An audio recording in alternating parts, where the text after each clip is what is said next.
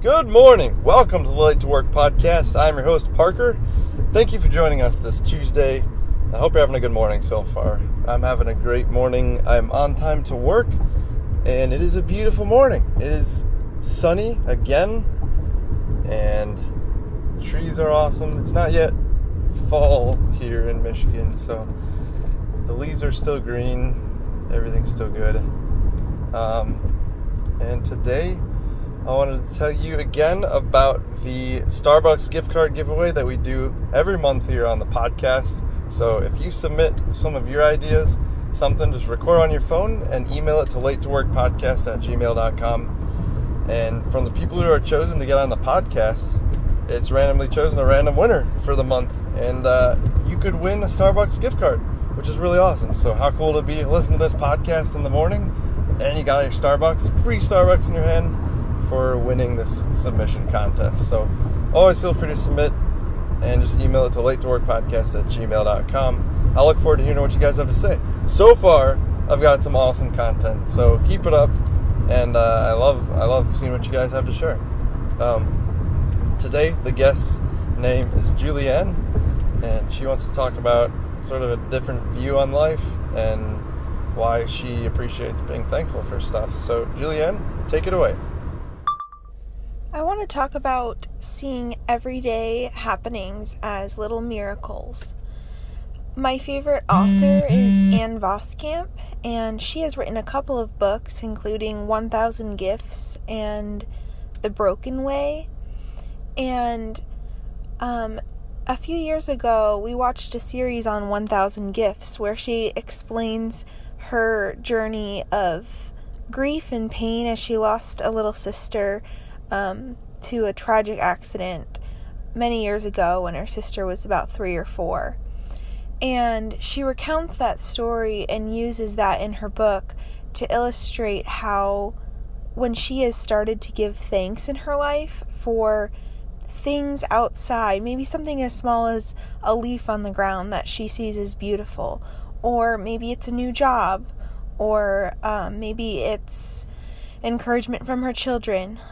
Whatever it is, she's decided to record that in a journal, and she ended up recording 1,000 things in that journal that she was thankful for after many days. And I took that on and I said, maybe this would be good. And so I recorded I've done it for the past few years and have a journal of my own. I call it my thankful journal. Sometimes I write 5 things each day in it. Sometimes I don't write anything at all. But I'm probably on 1,800 something right now. And it's been an amazing journey for me to see how much God has provided for me in little things and in big things. So oftentimes when I'm having a really down day, I will make myself get out my thankful journal, because it's not really the first thing you go to when you're having a bad day. And I will just start recounting God's faithfulness and His many blessings to me. And I start seeing how much He's actually provided. And we're always going to have things that we would like to have that we don't have. But oftentimes when we get those things, we just want more things. And it's not about the things that we get, but it's the things that we already have. I did hear a quote once that I'm not sure who said it, but it was that, what if we only have tomorrow what we were thankful for today? And that's just reminded me as well to, we have so much, and I want to be reminded and encouraged of how gracious God has been to me. So I encourage you to start a faithful journal if that's something that you're interested in. And thankful journal, and let's see what God can do through that. See you later. And we're back. Thank you, Julianne, so much for sharing. That's pretty deep, and I like when people are honest about their worldview and how they think about things. So we love having that on the podcast. Keep it up, and I hope to have you back here on the podcast in the future. Today, I want to talk about Facebook. And just in general, I think there's a lot of confusion about Facebook in general. I'm confused how Facebook is still a company. So they're still a big company, and it's confusing some days why, because almost everyone disses Facebook. Really none of my friends like Facebook. It's only older people who use it a lot, and even them, it's like they don't have a ton of followers usually. There's some big pages on Facebook that will do a lot of things. They'll post inspirational videos like Goalcast or whatever.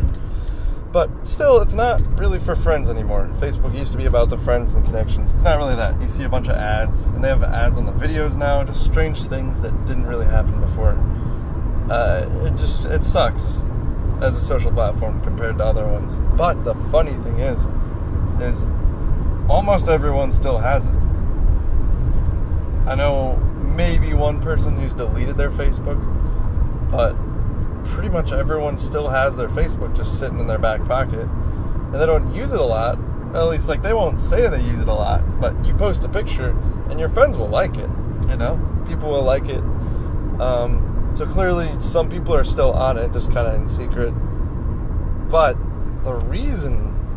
there's a few reasons I think why people still have Facebook, and I think one of them is it's good for events, especially like creating communities with events, which doesn't happen very often, but when it does happen, it's kind of the easiest thing to turn to. It's simple to use, and it just kind of flies by. So it's events, and also possibly meeting people. Like, it's very rare, but I've met maybe like, I don't know, I've made some connections over Facebook over the years, and it just kind of happens, and it's like, all right, well, that was fun, and that's really it.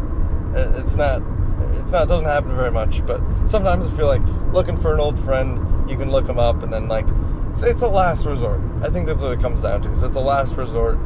If you can't text a person, if you can't Snapchat them, you don't have their number, but you vaguely remember their name from a conference, you're like, oh, it's Bill Nye, that was it, and you can look up Bill Nye and give him a message, and hopefully he responds. So it's kind of like a last resort and for events, but other than that, it sucks. So I don't know why they're still a company. It's kind of strange how they're even making it. I think they still have a ton of users. Maybe it's big in other countries. I know Messenger is enormous. Like, they made it its own app for communication, so you don't even need a Facebook, I don't think, to use Messenger, which is strange. But maybe they're just, I hope they're shifting. I hope they eventually get rid of the Facebook as we know it, and just keep it as like Messenger and some other things maybe, because it's so outdated. The layout, if you look at Instagram, I know they own Instagram, but if you look at Instagram or Snapchat or really any of those things, they're awesome. People like them, and they work so smoothly for social things. So Facebook, you should learn from that, and maybe just kind of cut down on the social side or do something. I don't know. But what's going on right now is just not really working too well. But people like it. People still have it. So anyways, thanks for joining the podcast today. My name is Parker. Hope you enjoyed it, and I hope you have a good Tuesday. Have a good one.